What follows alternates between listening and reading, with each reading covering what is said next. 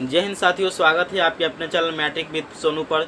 देखिए, आज हम कारक के बारे में जानेंगे। कारक के जितना भी भेद होते हैं उस सब के बारे में जानेंगे और एक एक सभी भेदों को जानेंगे। कारक के मुख्यतः जो भेद होता है वो 8 होता है और सभी 8 भेदों को जानेंगे कि इसमें कौन सा जो विभक्ति होता है, किसका एक कौन सा पहचान है और इसका विभक्ति चिन्ह क्या होता है और कारक का जो नाम होता है उस सभी के बारे में जानेंगे। तो एक एक पॉइंट को देखेंगे और ये जो होता है ये सभी कर्ता कारक, कर्म कारक, करण कारक, संप्रदान, अपादान, संबंध, अधिकरण, संबोधन, इस सभी में बच्चे कंफ्यूज रहते हैं। तो आपको कंफ्यूज नहीं होना है। देखिए कैसे इसको देखते हैं। देखिए, कारक का जो नाम होता है पहला कर्ता कारक, उसका जो विभक्ति चिन्ह होता है वो ने होता है। ठीक है, कर्ता का जो कारक विभक्ति चिन्ह होता है वो ने होता है। इसका जो पहचानने का जो ट्रिक होता है, जो काम करता है, जैसे में राम ने खाना खाया, राम ने खाना खाया, तो यहाँ पे कर्ता क्या हो जाएगा? राम। राम ने क्या किया? खाना खाया, तो यहाँ पे कर्ता कौन हो जाएगा? राम। जैसे बोलेगा कि सोहन ने मैच खेला, रोहन ने क्रिकेट खेला, तो रोहन ने क्रिकेट खेला, तो रोहन, यहाँ देखिए विभक्ति जो चिन्ह है वह ने है। यहाँ पे विभक्ति चिन्ह क्या है? यहाँ पे ने है। और यहाँ पर देखिए राम ने, यहाँ पर ने लगा हुआ है, यहाँ पर ने, तो राम ने खाना खाया, यानी कि कर्ता जो हो रहा है वो राम हो रहा है और जो विभक्ति चिन्ह है यहाँ पर ने लग रहा है। ठीक है, तो यहाँ पे कौन सा हो जाएगा?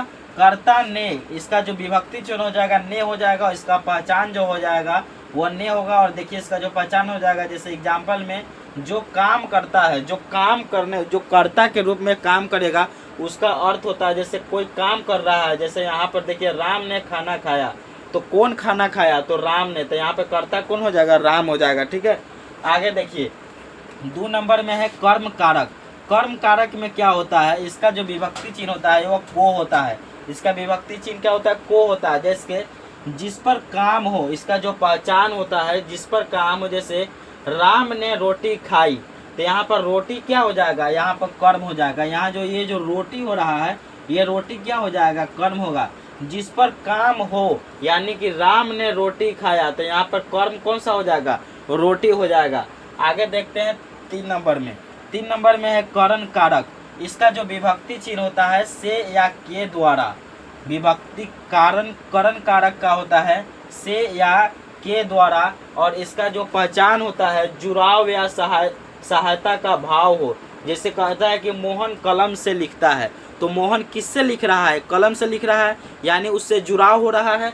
तो यहाँ पर देखिए कह रहा है कि जुड़ाव या सहायता का भाव है, मोहन कलम से लिखता है, तो मोहन कलम से लिख रहा है, यानी कि मोहन जो है वो कलम से जुड़ाव है। यानी कि जहाँ पे जुड़ाव का बात हो या सहायता का बात हो तो कौन सा कारक हो जाएगा? करण कारक हो जाएगा। आगे देखते हैं संप्रदान कारक। इसके लिए होता है को के लिए। इसका जो विभक्ति चिन्ह होता है को या के लिए लगा रहेगा, तो समझ जाइएगा कि वो कौन सा कारक है? संप्रदान। इसका देखिए जिसके लिए काम होता है, इसका जो पहचानने का जो ट्रिक है, जिसके लिए काम होता है, मैं माँ के लिए खाना बनाता हूँ, यहाँ पर कर्ता कौन हो जाएगा? माँ हो जाएगा। यानी कि जिसके लिए काम होता है, मैं माँ के लिए खाना बनाता हूँ, तो खाना किसके लिए बनाता हूँ? माँ के लिए। खाना किसके लिए बनाता हूँ? तो माँ के लिए। यानी कि जिसके लिए काम का बात हो ना उसे हम कौन सा कारक करते हैं? तो संप्रदान कारक करते हैं। 5 नंबर में अपादान कारक। इसका जो पहचानने का जो ट्रिक होता है, विभक्ति चिन्ह होता है। विभक्ति चिन्ह होता है से या अलग होना। क्या हो जाएगा?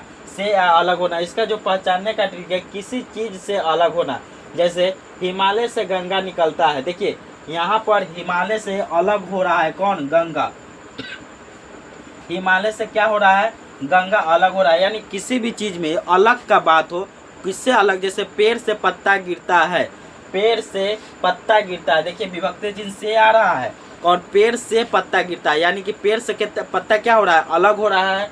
जब भी अलग का बात हो तो कौन सा कारक हो जाएगा? ये तो हमारा संप्रदान हो जाएगा। कौन सा हो जाएगा?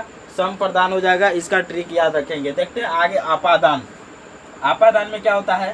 का, के, की, रा, रे, री का लगा हो। जैसे विभक्ति चिन्ह में अगर का, के, की, रा, रे, री लगा हो जैसे, तो उसका कौन सा हो जाएगा? ये अपादान कारक हो जाएगा। इसका क्या हो जाएगा? अपादान, यानी कि से अलग होना। तो हिमालय से गंगा निकलता है, ये समझ में आ गया। जैसे पेड़ से पत्ता गिरता है तो पेड़ से पत्ता गिरता है, पेड़ से पत्ता गिर रहा है यानी अलग हो रहा है, तो कौन सा हो जाएगा, अपादान हो जाएगा। आगे देखते हैं 6 नंबर में। 6 नंबर में संबंध कारक, जैसे कि किसी से संबंध को बतलाता है, जैसे उसमें लगा रहेगा का, के, की, रा, रे, री, तो वो कौन सा कारक हो जाएगा, संबंध कारक। इसका जो पहचान होता है संबंध को बतलाएगा। जैसे यह राम का घर है, तो यह राम का घर है, एक संबंध बतलाना है, तो यह घर किसका है, राम का है, तो उस संबंध को बतला रहा है कि यह राम का घर है, तो यहाँ पे संबंध का बात होगा तो वो संबंध कारक हो जाएगा।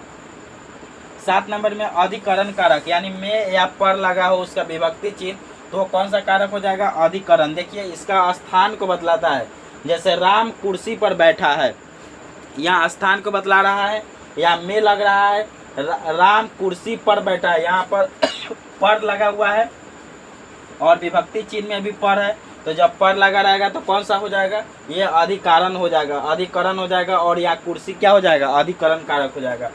8 नंबर में संबोधन कारक। संबोधन कारक में विभक्ति चिन्ह जो होता है हे, अरे या ओ लगा हो, जैसे किसी को पुकारना हो, जैसे कहते हैं कि हे राम, यानी हे राम, तो हे लगा तो ये क्या हुआ, संबोधन कारक हो जाएगा। कौन सा होगा, संबोधन कारक। यहाँ पर राम क्या हो जाएगा, संबोधन कारक। ये अगर ये ट्रिक अच्छा लगा है तो चैनल को जरूर सब्सक्राइब कर लीजिएगा, पहले स्क्रीनशॉट ले लीजिएगा। ये बहुत ही VVI क्वेश्चन है, और ये कारक जो होता है, कारक में बहुत सारे बच्चे कंफ्यूज रहते हैं, तो इसको भूलना नहीं है। अच्छा लगा है तो चैनल को जरूर सब्सक्राइब कर लीजिएगा, एक छोटा सा कमेंट जरूर कर लीजिएगा। बहुत बहुत धन्यवाद।